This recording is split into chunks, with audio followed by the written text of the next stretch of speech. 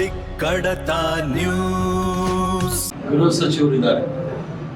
ಕಾನೂನಿನ ಚೌಕಟ್ಟಿನಲ್ಲಿ, ಸಂವಿಧಾನದ ಚೌಕಟ್ಟಿನಲ್ಲಿ ಅವರು ಕಾರ್ಯಪ್ರವೃತ್ತರಾಗಿದ್ದಾರೆ. ಅವರು ರಾಜ್ಯದ ಮಂತ್ರಿಯಾಗಿ ಪ್ರಮಾಣ ವಚನ ಸ್ವೀಕಾರ ಮಾಡುವಾಗ ಸಂವಿಧಾನದ ಅಡಿಯಲ್ಲಿ ಅವರು ಪ್ರಮಾಣ ವಚನವನ್ನು ಸ್ವೀಕಾರ ಮಾಡಿದ್ದಾರೆ. ಈ ರಾಷ್ಟ್ರ 1947ನೇ ಇಸ್ವಿಯ ನಂತರ ಮತ್ತು 1950ನೇ ಇಸ್ವಿ 26 ನವೆಂಬರ್ ನಂತರ ಈ ರಾಷ್ಟ್ರದಲ್ಲಿ ಎಲ್ಲ ಚಟುವಟಿಕೆಗಳು ಸಹ ಸಂವಿಧಾನದ ಚೌಕಟ್ಟಿನಲ್ಲಿ ನಡಿಬೇಕಾಗಿರ್ತಕ್ಕಂಥದ್ದು. ಅದು ನಾವೇ ಅರ್ಪಿಸ್ಕೊಂಡಿರ್ತಕ್ಕಂಥ ಸಂವಿಧಾನದ ಮೂಲಕ ಮಾಡಬೇಕಾಗಿದೆ. ಯಾವುದಾದ್ರೂ ಸಂಘಟನೆ ಸಾರ್ವಜನಿಕವಾಗಿ ಏನಾದರೂ ಕಾರ್ಯಪ್ರವೃತ್ತರಾಗಬೇಕಾದ್ರೆ ಅವರು ಸಂಘಟನೆಯನ್ನ ನೋಂದಾಯಿಸಬೇಕಾಗುತ್ತೆ. ಸಂಘಟನೆಯನ್ನು ನೋಂದಾಯಿಸದೆ ಸಂಘಟನೆಯಲ್ಲಿ ಯಾವ ಸದಸ್ಯರು ಯಾರ್ಯಾರು ಅನ್ನೋದು ಗೊತ್ತಾಗೋದಿಲ್ಲ. ಆದ್ರಿಂದ ಒಂದು ರಿಜಿಸ್ಟರ್ಡ್ ಬಾಡಿ ಅಂತ ಏನು ಹೇಳ್ತೀವಿ, ನೋಂದಾಯಿತ ಸಂಘಟನೆಗಳಾದರೆ ಅವ್ರಿಗೆ ಅಕೌಂಟಬಿಲಿಟಿ, ಯಾರು ಜವಾಬ್ದಾರರು, ಇವರ ಕಾರ್ಯಕ್ರಮಗಳಿದೆ ನೋಡಿ.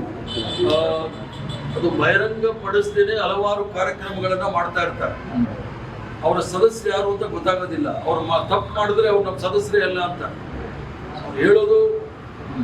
ಧರ್ಮದ ಹೆಸರಲ್ಲಿ ರಾಜಕಾರಣ ಮಾಡೋದು.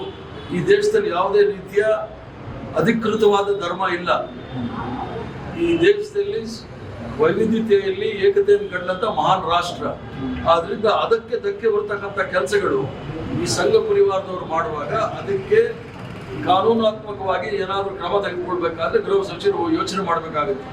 ಅದಕ್ಕೆ ಅವರ ಕೆಲವು ಸಂಘ ಪರಿವಾರ ಅಂತ ನೋಡಿ ಅವರು ಕೆಲವೆಲ್ಲ ಆಚಾರ ವಿಚಾರಗಳು ಮಾಡಿದಾಗ ಅದು ಗೋಹತ್ಯೆ ವಿಚಾರ ಇರಬಹುದು.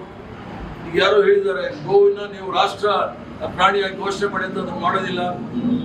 ಒಂದ್ಸಲಿ ಪಾಕಿಸ್ತಾನದ ವಿರುದ್ಧ ಮಾತಾಡ್ತಾರೆ, ಈಗ ಪಾಕಿಸ್ತಾನ ಜೊತೆ ಮಾತಾಡಬೇಕು ಅಂತಾರೆ.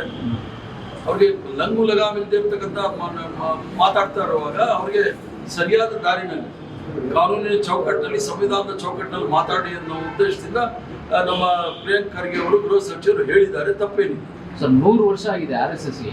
100 ವರ್ಷದಲ್ಲಿ ರಿಜಿಸ್ಟರ್ ಆಗಲ್ಲ ಅನ್ನೋದಾದ್ರೆ ಏನ್ ಬೆಲೆ ಕೊಟ್ಟಂಗಾಯ್ತು? ಅದು ದಾರ್ಷ್ಟ್ಯತನ ಆಗಲ್ವಾ?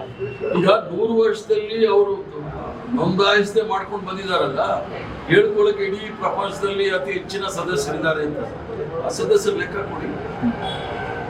ಇಡೀ ಪ್ರಪಂಚದಲ್ಲಿ ಬಹಳ ಸಂಪತ್ಭರಿತವಾದ ಶ್ರೀಮಂತ NGO ಅಂತಾರೆ. ಎಲ್ಲಿಂದ ಹಣ ಬಂದಿದೆ ಅಂತ ಹೇಳಿ, ಹಣ ಎಲ್ಲಿ ಖರ್ಚು ಮಾಡ್ತಾ ಇದ್ದಾರೆ ಅಂತ ಹೇಳಿ, ಅದು ದೇಶ ಸೇವೆನಾ, ಜನಸಾಮಾನ್ಯರ ಸೇವೆನಾ, ಅಥವಾ ಇವ್ರ ಸೇವೆನಾ, ಎಲ್ಲ ಬೇಕಲ್ಲ. ಯಾವುದೇ ಸಂಘ ಸಂಸ್ಥೆಗಳು ಈ ದೇಶದಲ್ಲಿ ಕಾರ್ಯಪ್ರವೃತ್ತರಾಗಬೇಕಾದ್ರೆ ಸಂವಿಧಾನದ ಚೌಕಟ್ಟಿನಲ್ಲಿ ನೋಂದಾಯಿಸಿರ್ಬೇಕಾಗುತ್ತೆ. ಅದಕ್ಕೆ ಸಂವಿಧಾನದ ವಿರುದ್ಧ ಹೋದವರು ರಾಷ್ಟ್ರ ವಿರೋಧಿಗಳು ಆಗ್ತಾರೆ. ಪಬ್ಲಿಕ್ ಕಡತ ನ್ಯೂಸ್.